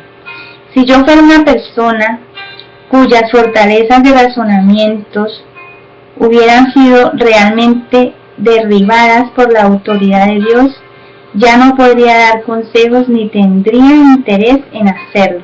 Mis pensamientos estarían sujetos a Dios y ya no sería una persona libre. La libertad natural es la base del ataque de Satanás, así que hay que perder el derecho a ella.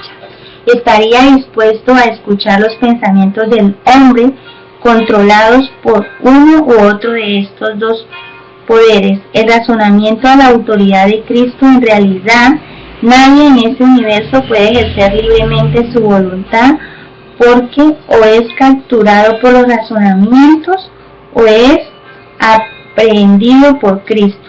Por lo consiguiente, o sirve a Satanás o sirve a Dios. Si un hermano ha tenido o no un encuentro con la autoridad, se puede notar fácilmente observando estas tres cosas. Primero, si usa palabras rebeldes. Segundo, si argumenta delante de Dios. Y tercero, si todavía da muchas opiniones. La destrucción de los razonamientos es simplemente el aspecto negativo. Su consecuencia positiva es llevar cautivo todos los pensamientos de uno a la obediencia a Cristo, a fin de que ya no obedezca su opinión propia independiente. Antes que yo tenía muchos argumentos para apoyar mis muchos pensamientos, pero ahora ya no tengo argumentos porque he sido capturado. Un cautivo no tiene libertad. Quien presta atención a la opinión de un esclavo tiene que aceptar los pensamientos de otro, no ofrecer su propia opinión. En consecuencia, los que somos capturados por Cristo estamos dispuestos a aceptar los pensamientos de Dios y no dar nuestros propios consejos.